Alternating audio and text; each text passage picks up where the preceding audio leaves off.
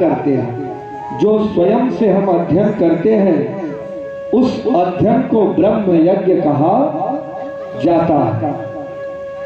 गृहस्थ आश्रम में रहता है। दूसरा देव यज्ञ, जो हम आप हवन इत्यादि कार्य को करते हैं। तीसरा यज्ञ होता है पितृ यज्ञ।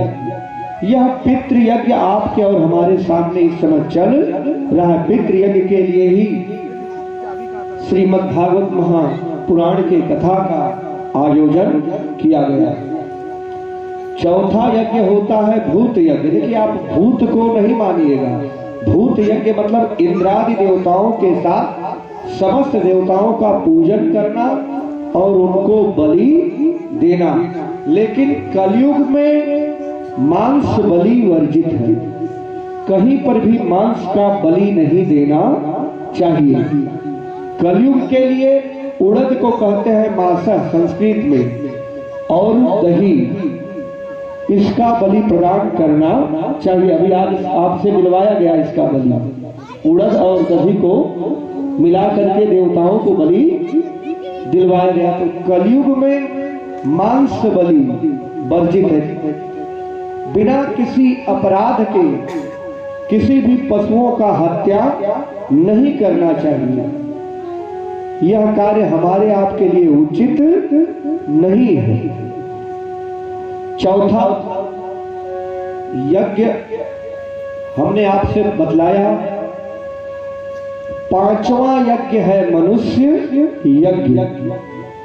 जब कोई अतिथि आपके दरवाजे पर आए तो उसे ईश्वर समझ करके प्रसन्नता पूर्वक अभिवादन करके घर पर लाना चाहिए और उनका आदर और संस्कार करना चाहिए। जो इन 5 यज्ञों में निपुण है वह कभी भी समस्याओं से व्यथित नहीं होंगे।